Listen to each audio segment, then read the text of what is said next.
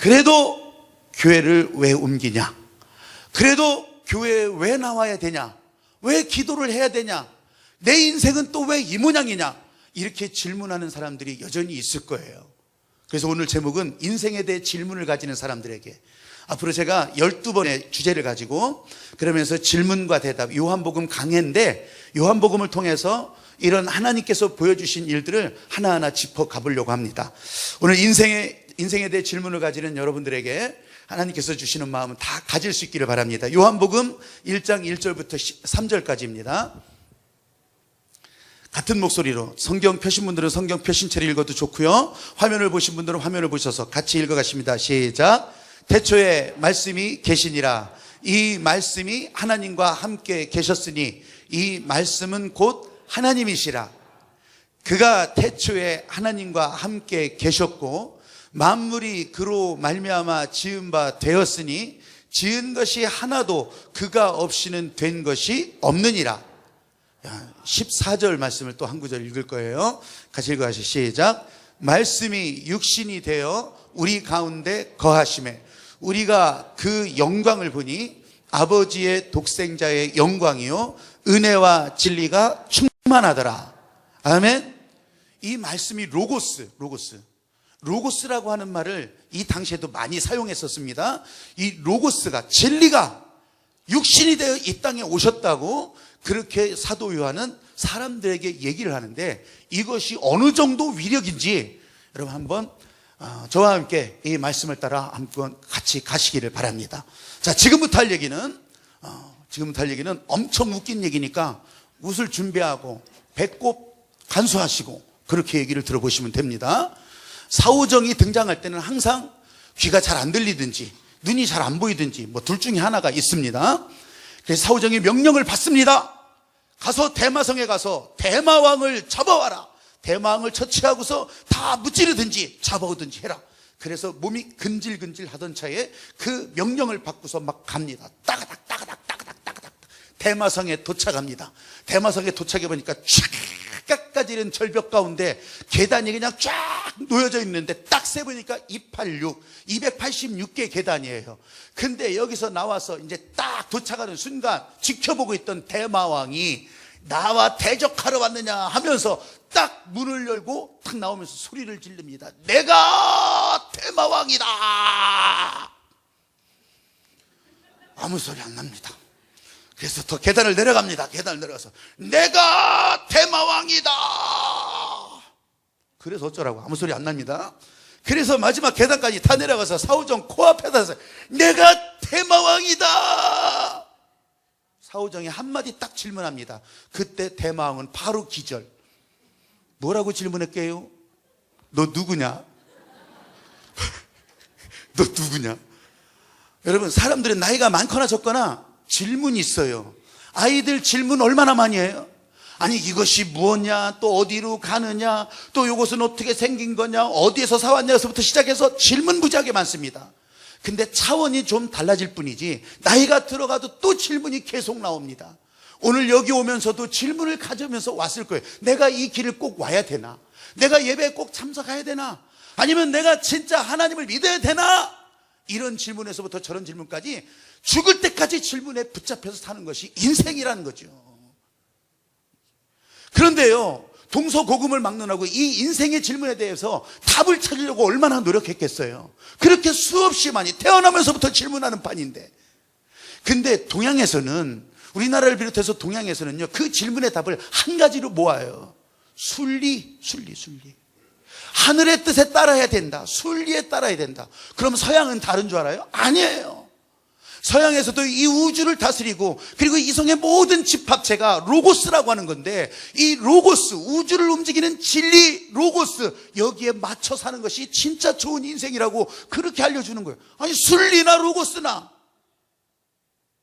그런데요, 사도 요한이 그 시대에 살던 사람이라고 했잖아요. 이 로고스가 뭔지를 알잖아요.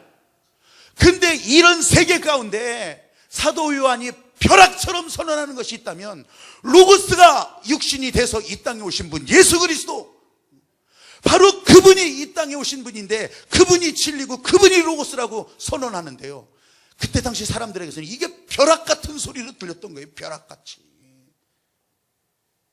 여러분 생각해 보세요. 많은 사람들이 이 진리를 찾겠다고, 진리에 따라가 보겠다고 그렇게 수고하고 애쓰던 그런 가운데 이분이 진리다, 이분이 로고스다, 이분이 이 땅에 오신 하나님이시다, 우주를 다스리시는 분이시다, 그렇게 설명하고 있는데 이게 진짜 보통 일이겠어요?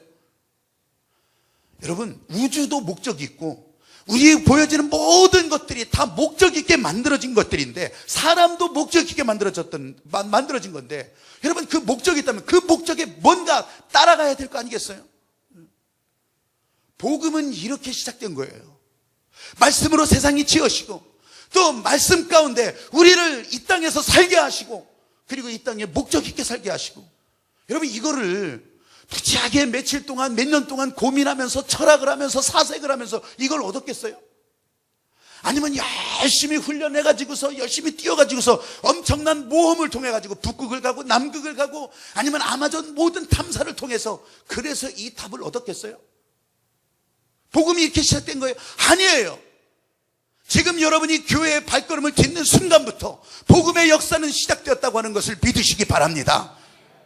지금 여러분들이 복음을 받아들이는 그 순간부터 예수님이 내 인생의 운전석에서 주인이 되셨다, 나를 운전하신다, 나를 드라이빙 하신다, 바로 이 단순한 하나님의 은혜 때문에 오늘 여러분에게 복음의 역사는 시작되었다고 하는 것을 믿으시기 바랍니다. 자격 없습니다. 또 출신 지역 따지지도 않습니다. 지금이 여러분이 얼마나 많이 가졌는 것도 묻지도 않습니다. 지금까지 세상이 인정하던 그 기준은 하나도 묻지 않는 겁니다. 사랑하는 여러분, 예수가 왜 우리에게 복음인지 분명히 알 수 있는 이번 벼락 같은 요한복음 강해, 여러분 말씀의 여행이 되기를 주의 이름으로 축복합니다. 예수님이 어떻게 우리 인생에 답을 주시나? 아무리 목사가 앞에서 외쳐도 어떻게 그게 답이 될까? 벼락 같다고 했어요. 벼락. 예상하지도 못하는 순간 벼락 같다. 저는요, 벼락 같은 요한복음 이렇게 제목을 정해놓고 나서 다시 요한을 들여다보는데, 요한이 이름이 벼락이에요. 벼락. 마가복음 3장 17절 말씀, 요한과 그 형제 야고보가 별명이 보아너게 벼락이래요. 벼락. 우레의 아들 썬더볼트 벼락이래요. 벼락. 야, 벼락같이 깨쳐주시는 하나님의 마음에 나도 그냥 벼락 같은 마음으로 다시 그것을 고쳐 쓰기 시작했어요. 하나님께서 알게 하시는 거 있지만, 지금 여전히 전기적인 충돌이 세계 우주, 하늘 공간에서 다 일어나고 있지만, 그 언제 들릴지 모르는 그 벼락 같은, 언제 떨어질지 모르는 그 벼락 같은.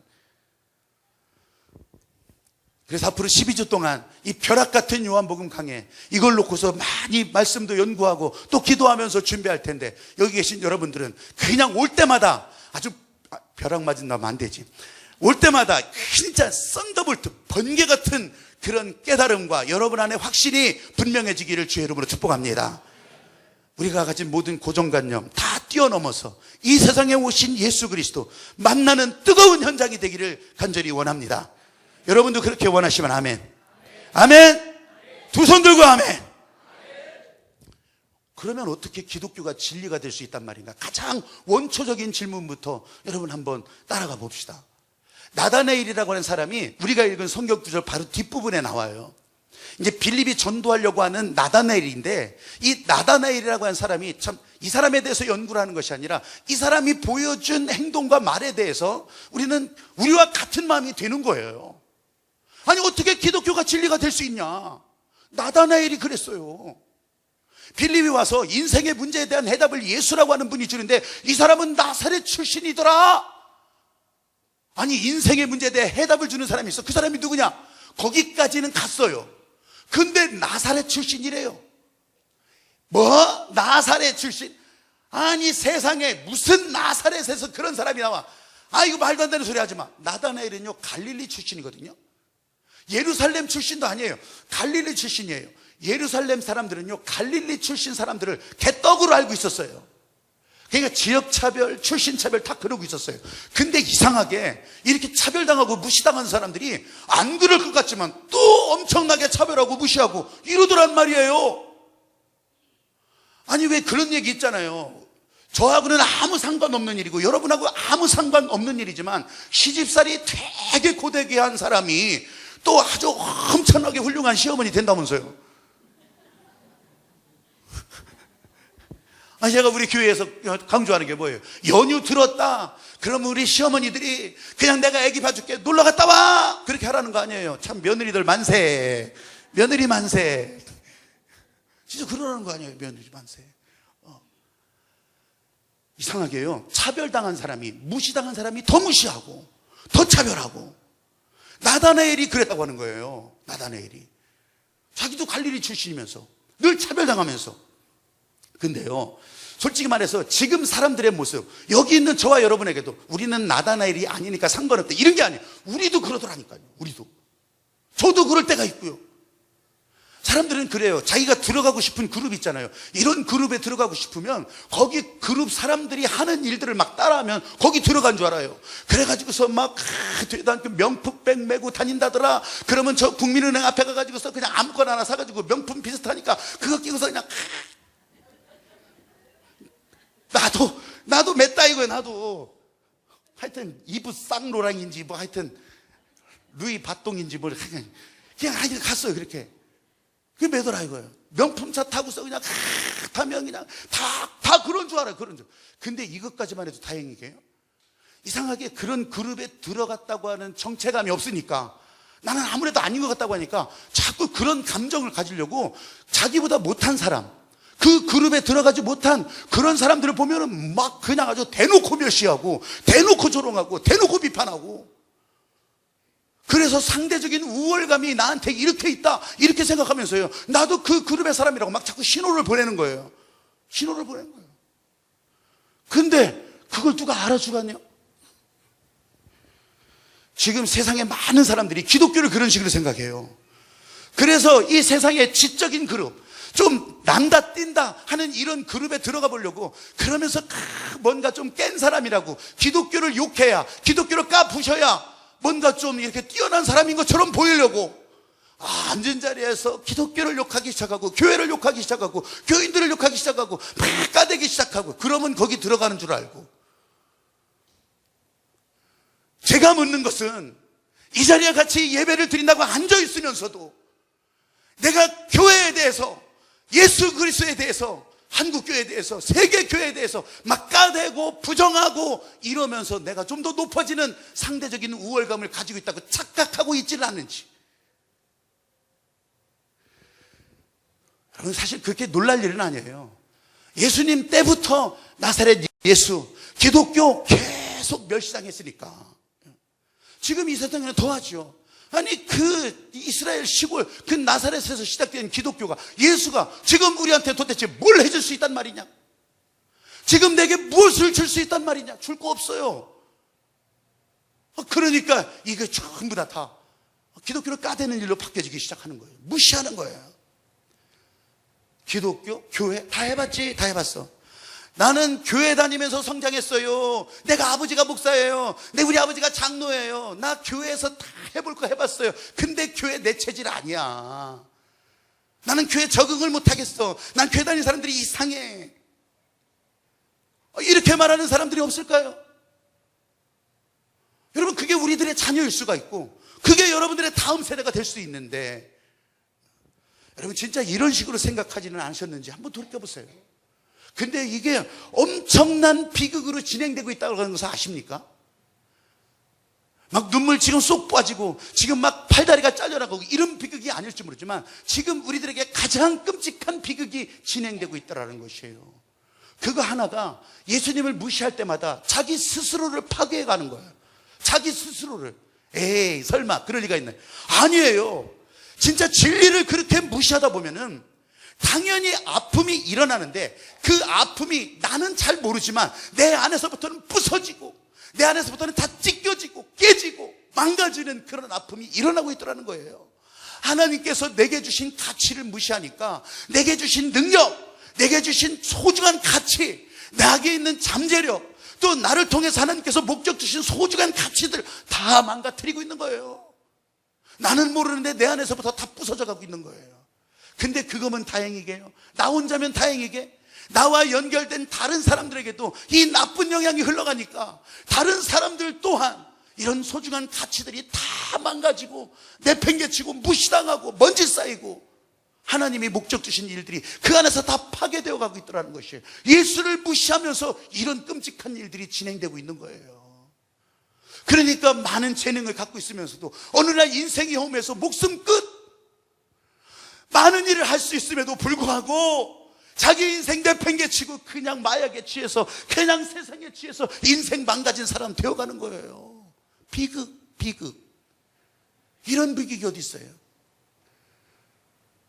여러분, 우리가 결혼 생활을 잘하는 사람들은 가만히 보면요, 상대방을 볼 때 아무리 실망스러운 일을 하더라도 사업에 실패를 하든지 아니면 육신적으로 병이 들든지 아니면 뭔가 하다가 실패하고 좌절하고 그냥 절망에 있을지라도 서로 소중하게 여기는 그것 때문에, 서로 소중하게 인격으로 하나님 안에서 결혼의 사명이라 약속이라 그것을 유지해가는 그 마음 때문에 그래도 인정하고 그래도 용납하잖아요. 근데요, 그 가운데 이 무시하는 거 없어져 봐요. 무시하는 거 봐요. 상대방을 조롱하기 시작하고 상대방을 멸시하고 상대방을 깎아내리고 인격 자체를 무시하기 시작하면요, 그거는요 견딜 수 없는 일이 돼요. 아무리 성공했다고 하더라도, 아무리 돈을 많이 갖다 줘도 무시하는데, 경멸하는데 그 결혼 생활이 유지될 것 같아요? 그러니까 스스로 파괴가는 거예요. 예수를 무시하면서 스스로 파괴하는 거예요. 그 안에 인격을 무시하고 있는데 스스로 파괴되는 것이 당연하죠. 근데 두 번째 문제는 더 심각한 거예요. 기독교가 어떻게 진리가 될 수 있느냐? 그렇게 경멸하면서 예수님을 무시하는 그 자체가 우리가 가진 모든 생각의 기반을 다 파괴하기 때문에 그런 거예요. 여러분, 사람은요 하나님의 형상 따라 지어졌다고 그냥 성경에서 알려주고 우리는 그렇게 다 알고 있어요. 근데 짧은 한마디지만 이게 엄청난 가치와 엄청난 폭발력이 있는 말씀인데, 사람들의 가지는 존엄성을 말하는 건데, 여러분 이게 얼마나 소중한 일이냐고요. 근데 그런 사람이 가진 재능, 또 존엄성, 인권, 인종, 성별 이런 거 상관없이 하나님께서 소중한 가치를 두셨기 때문에, 그래서 인권이고, 그래서 사람을 소중하게 여기고, 그래서 그 사람을 붙들고 영원한 구원의 생명으로 이끌어주기를 소망하는 것이 우리들의 사명이 되기도, 하나님의 목적이 되기도 하는데, 여러분 그 생각 자체가 다 파괴되니까 그건 사람 아니죠. 동물이죠. 그건 짐승이에요. 그냥 먹고 사는 일에 그저 즐거워하면서 배부르면 좋아하고, 그래서 동물이잖아요. 동물. 진짜 유럽 사회가 아니라 이 아시아도 이전의 고대 사회에서는요, 힘이 강자였을 때는 진짜 그랬었어요. 다 집어삼키면, 다 정복해버리면 그게 전부 내 소유니까. 그럼 사람 취급도 안 했어요. 노예 삼았다고요. 노예. 다 죽이든지 노예로 삼든지 앞으로 대적하지 못하다고. 그러니까 이 노예도 사람인데, 조금 전까지 사람인데 노예가 되는 순간부터 완전히 짐승처럼 살잖아요. 로마 시대 영화나 이런 것들을 보면요, 그런 게 적나라하게 나오는데 그것도 다 고증 때문에 다 그렇게 나오는 거예요. 다 벗고지는 훌러덩 벗고, 노예는 그냥 옛날에, 지금은 안 그렇지만 옛날에 똥개 돌아다니는데 무슨 옷 입고 다녀요? 노예가 그런 대접을 받았더라 이거예요. 가난한 자들이 그런 대접을 받았더라 이거예요. 사람인데. 근데 하나님의 형상, 하나님의 성품이 사람들 가운데 알려지기 시작하면서, 그것을 받아들이기 시작하면서, 저 사람도 하나님의 성품이 있는데 인종이 무슨 상관이 있어요? 거기에 남녀가 무슨 상관이 있어요? 거기에 이 피부 색깔이 무슨 상관이냐고요? 다 존엄성이 있는 인간으로 그렇게 대접받고, 그렇게 세상 가운데 사람들이 등장하기 시작하는 거 아니겠어요? 그러면서 유럽 사회도, 그러면서 이 아시아도 혁명적인 변화가 일어나기 시작했던 거잖아요. 오늘 이 자리에 계신 여러분, 저와 여러분이 이런 거 동의합니다. 그래요. 기독교가 그런 역할을 했구나. 100% 인정합니다. 100% 인정합니다. 참 훌륭한 일 했습니다.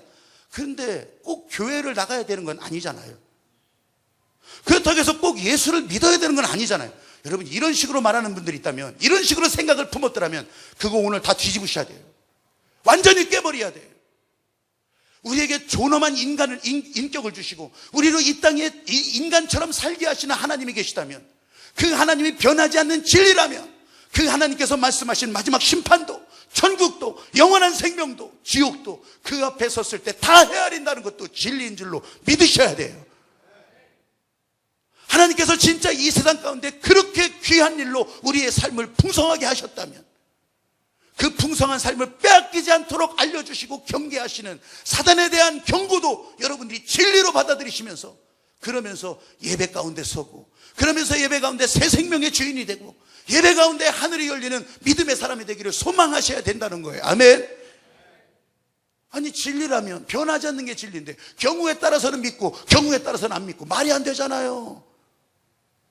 사랑하는 여러분, 오늘 사도 요한이 벼락처럼 선포하는 진리, 말씀이 육신이 되어 이 땅에 오신 예수 그리스도, 그분이 우리의 답이 되신다고 말할 때, 여기 계신 여러분들 모두가 다 아멘 하면서, 여기 계신 여러분들의 생각 가운데 예수 그리스도의 보혈의 권능이 전부 지배하는, 완전히 지배하는 여러분들이 되시기를 주의 이름으로 축복합니다. 아멘.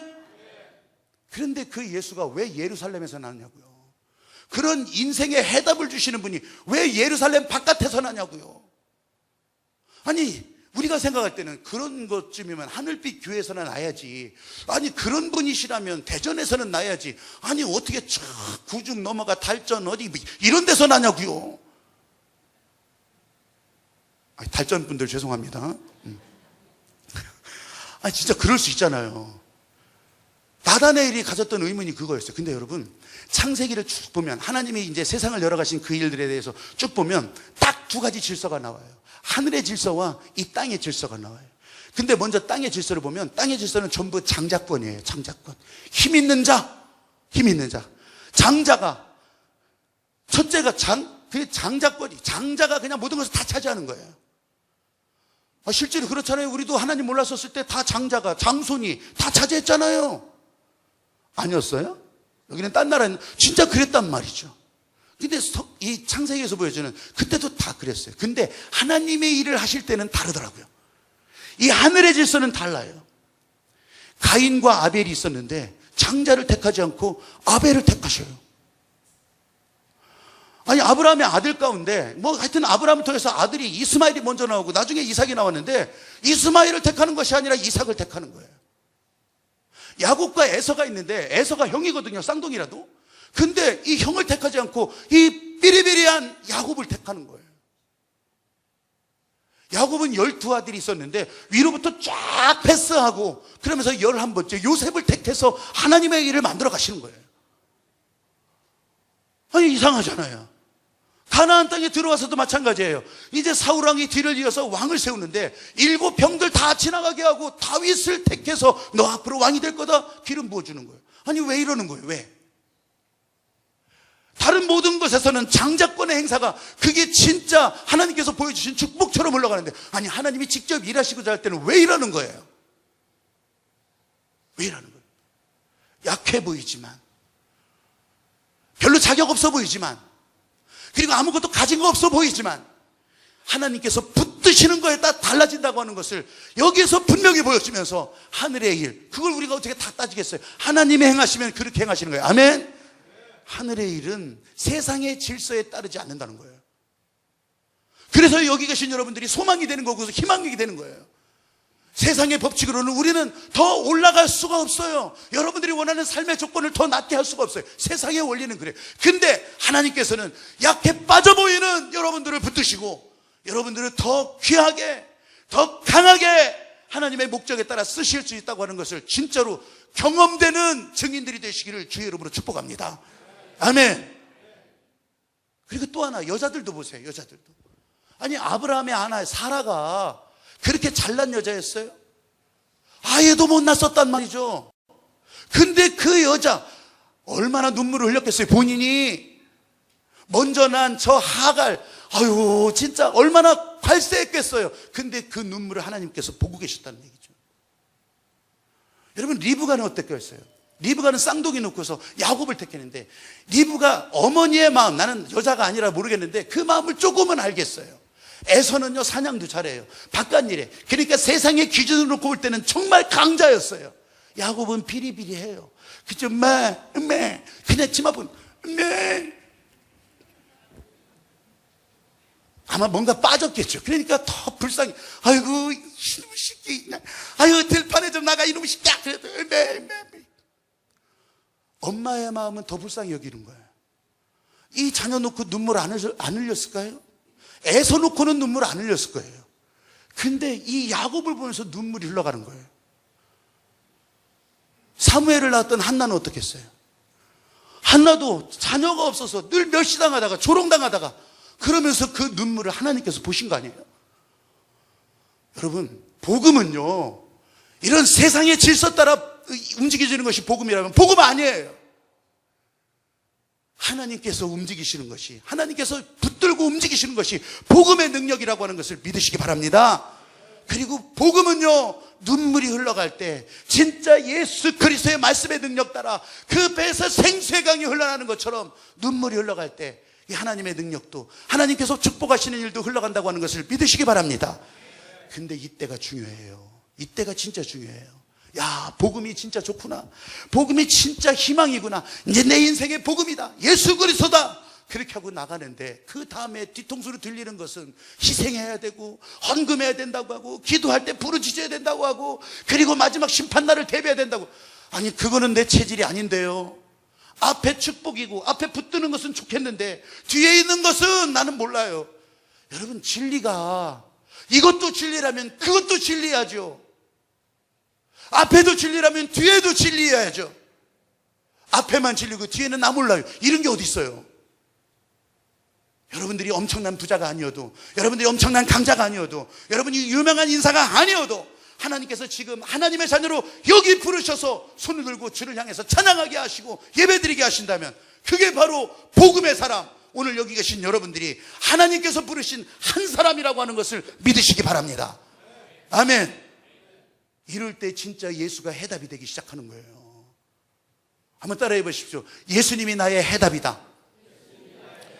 예수님은 내 인생의 질문의 해답이다. 아멘. 여러분들이 하나님의 말씀으로 산다고 할 때 말씀도 외치고 막 따라도 하고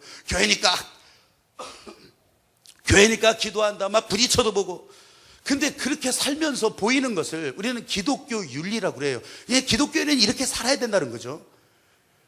근데 모르는 사람들은요, 아니 어떻게 그렇게 사는 것이 그게 인생의 해답이 될 수 있냐 그러는 거예요. 아니, 교회 가고 또 말씀을 맨날 뭐 큐티한다고 뭐 적기도 하고 또 기도하러 매일 저녁에 나가고, 아니 그렇게 한다고 해서 인생의 해답이 나와?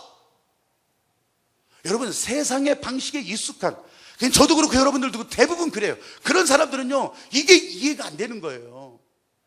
하나님께서 이 땅에 오셔서 했다는 거, 그래 이해는 되겠어, 알겠어, 조금 알겠어, 80%는 알겠어, 90%는 알겠어. 근데 10% 20% 때문에 이게 안 되는 거예요. 그래서 어떻게 해요? 그렇게 하지 말고 적당히 해. 적당히. 아, 적당히 좀 해. 교회도 적당히 나가고 기도도 적당히 해야지. 적당히. 그 적당이라고 하는 말에 자유로우실 분 별로 없을걸요. 적당히. 아, 적당히. 여러분, 근데 예수님께서 진짜 적당히 사셔서 이 땅에 구원의 길이 열리신 겁니까? 적당히 사셔서? 우리 초대교회 교인들이 보여줬던 삶의 모습이 적당히 그렇게 해서, 아이고 죽을 일이라 하지 맙시다. 아유, 예수 모이지 말래 하지 맙시다. 적당히 그렇게 해서 이렇게 된 겁니까? 아니잖아요. 그러는 거 아니잖아요. 예수님께서는 지금 자기가 죽을 길을 알면서도 그 길을 가시는 거 아니에요. 초대교회 교인들 억울한 거 알아요. 붙잡히면 죽을 거 알아요. 그럼에도 불구하고 하늘의 영광을 사모하면서, 하늘나라를 사모하면서 모였기 때문에 오늘날 이 땅에 기독교가, 예수 그리스도의 복음이 확산됐던 거 아니겠어요? 그런데 정말 죄송하게도 십자가로 사는 사람들, 예수 믿는 사람들이 특별한 게 바로 이거거든요. 아니, 세상 따라 적당하게 살 것 같으면 무슨 차이가 있겠어요? 하나도 차이 없어요. 근데 바로 예수님이 보여준 바로 이것 때문에 어떻게 하면 내가 이걸 적당하게 넘어갈까가 아니라 어떻게 하면 하나님의 뜻이 내 삶에 이루어질 수 있을까, 내 지경에 이루어질 수 있을까, 이걸 붙들고 살았던 것이 진짜 하나님의 말씀에 붙들려 살았던 사람들의 모습 아닐까요? 이게 진짜 세상의 종교와 다른 종교와 딱 구분되는 분기점이 되는 거예요. 분기점. 왜 예수가 해답인지를 알려주는 거예요. 다른 종교는, 모든 종교는 그렇잖아요. 신을 찾고 싶은 사람들에게, 그 뭔가 절대자, 신을 찾고 싶은 사람들에게 길을 안내는 해줘요. 이거다, 이렇게 하면 된다, 이렇게 해봐라. 그래서 그냥 뭐 자기 몸을 태우든지 하여간 어떻게 해서든지 그렇게 해봐라. 너희들의 뭐 머리를 가득 채우고 싶으냐, 정신세계가 풍성하고 싶으냐, 그러면 너희들의 가진 걸 다 비우고 이거 이성의 힘을 다 모아서 내가 가르쳐주는 거 다 해가지고 거기다가 집어넣어라. 그러면 될지 안 될지 나는 모르겠다. 더 구체적인 것이 뭔지 아세요? 진짜 사후세계 불멸을 믿고 있는 이 이슬람도 마찬가지예요. 이슬람에서 그 불멸의 세계로 들어갈 수 있는, 그것이 영혼의 세계로 들어갈 수 있는 방법을 4가지로 찾아요. 그게 지하드, 성전. 그래서 이들이요, 그냥 성전이다, 지하드 선포하면 그냥 막 가는 거예요. 그냥. 그래서 자살 폭탄 테러도 그냥 하는 거예요. 이게 너희들이 그냥 사후세계, 영원한 세계로 들어갈 수 있는 방법이다. 이거 해봐라. 이거 하면 돼. 지하드. 그냥 가는 거야. 여러분, 가는 길을 가르쳐줘요. 가는 길을 어떻게 해야 올바르게 로고스에 맞춰 살 수 있는 방법을 가르쳐줘요. 근데 요한이 벼락처럼 들려준 것은 그 진리가 신이, 하나님이 오라고 하는 길을 가르쳐준 것이 아니라 하나님이 사람의 몸을 입고 우리 인생의 문제를 해결해 주려고 이 자리에 오셨다는 것이에요. 아멘. 이게 벼락 같은 일이잖아요. 이게 세상에 어떻게 이런 일이. 다른 모든 것은 신을 찾으라고 하는데, 신 찾기를 노력해보자고 하는 건데, 자기가 신이 되려고 노력해보라는 건데, 하나님이, 세상을 지으신 하나님이 인생의 문제, 모든 질문에 해답을 주기 위해서, 그래서 이 땅에 오신 분이 예수라고 하는데, 그래서 예수가 답이다. 내가 길이요 진리요 생명이니 나로 말미암지 않고는 아버지께로 올 자가 없다. 벼락 같은 이 사도 요한의 복음이 이 땅에 떨어지게 된 거예요. 아멘. 오늘 여러분들이 복음에 붙잡히면 달라지는 거예요. 전에는요, 내가 세상에 성공했다고 하는 사람들의 얘기를 많이 듣습니다. 그래서 서점에 가면은 무슨 성공 방법론이요, 그냥 진짜 3분의 2는 차지하고 있을 거예요. 공부 잘하는 법에서부터 시작해서 수학 잘하는 법, 영어 잘하는 법, 노트 필기 잘하는 법, 그리고 자기소개서 잘 쓰는 방법부터 시작해서 주식 투자 잘하는, 하여튼 무슨 방법 그냥 아주 3분의 2, 4분의 3은 다 깔려 있을 거예요. 근데 진짜 다 그게 로얄로드 왕도라고 한다면 그거 사면 다 되게? 안 되잖아요. 잘 되는 자의 이 장단에 맞춰서 우리를 박수 쳐주고 있는 거예요. 박수 쳐주고 있는 거예요. 그 책 잘 팔리라고 박수 쳐주고 있는 거예요. 여러분, 세상의 장단에 맞춰가면 그럴 수 있다는 거예요. 근데 우리가 세상과 다른 것은 우리는 복음에 붙잡힌 사람이잖아요. 내가 내 생각, 내 지혜, 내가 가진 경험 가지고서 한번 따라가 보려고 해보면 안 되는 건데, 그리스도의 복음에 붙잡혀서, 성령의 능력에 붙잡혀서, 그래 내가 가는 길에 한번 가볼래, 아멘 하고 갈 때마다 전에는 나는 두려웠고 피했던 그 길을, 예수 그리스도의 능력이 붙들고 가는 바로 그 사람은 이제는 피했던 길을 가게 되는 거고요. 전에는 막혀가지고 헤맸던 그 길을 뚫고 갈 수 있는 길 보게 되는 거고요. 할렐루야. 예수가 왜 답인지를 보시라는 거예요. 왜 답인지. 예수가 왜 답인지. 나의 수준을 놓고 봐서는 절대 답이 될 수 없지만 예수 그리스도, 세상의 운영자, 모든 만물을 발 아래 꿇게 하시는 예수 그리스도를 보면 답이 분명하게 보이는 거잖아요. 아멘. 예수가 왜 해답이 되시는지 아시겠습니까? 강한 사람들만 위한 어떤 그런 종교적인 방법론이 아니라 예수께서 십자가에서 죽으셔서 희생하시고 난 후에야 길이 열리고 난 이 복음의 길, 은혜의 길, 십자가의 길, 보혈의 길. 여기는요, 남들보다 더 열심을 내고 더 부지런을 떠는 사람들을 위한 것이 아닙니다. 모든 사람을 위해서 죄지고 죽으신 예수님이 열어놓으신 길이거든요. 여러분의 마음에 들지 않는 사람이 옆에 있을 수도 있습니다. 그리고 집에 있을 수도 있습니다. 그런데 그런 약한 사람, 또 잘 안 되는 사람, 외로운 사람, 실패한 사람, 그렇지만 예수님의 십자가 앞에 나와서 나를 불쌍히 여기소서, 나를 불쌍히 여기소서, 나를 도우소서, 나는 마음이 상해서 갈기갈기 찢겨졌던 내 모습을 주님 봐주소서, 그렇게 내어놓는 그 사람을 주님은 붙드시고 복음의 사람으로 살게 하시고 그 사람을 하나님 앞에 제대로 세워주시고 거기에 예수 그리스도의 능력이 필요하도록 인도하신다고 하는 것을 믿으시기 바랍니다. 여러분, 진짜 이 벼락 같은 요한의 선포, 말씀이 진리가, 말씀이 육신이 돼서 이 땅에 오신 바로 그 예수 그리스도. 그분 때문에 은혜와 진리가 이 땅에 충만하더라. 아멘. 예수가 답이다. 예수가 답이다. 예수가 답이다. 손을 들고 외쳐보십시다. 예수가 답이다. 예수가 답이다. 교회니까 기도한다. 복음은요, 단순해요. 단순해. 제가 설교를 그렇게 쉽게 하려고 하는 이유도 그런 거예요. 단순해요. 단순해요. 복잡해서 나 머리 아파서 못 믿겠어. 여러분, 이런 게 아니에요. 단순해요. 예수님이 그 모든 질문에 답을 주신다. 앞으로 이 벼락 같은 요한복음 같이 하면서, 같이 은혜 받으면서 우리 삶의 모습이 이 여름에 훨씬 더 강력한 신앙 훈련, 믿음의 훈련, 복음 훈련 되기를 주의 이름으로 축복합니다. 기도드리겠습니다.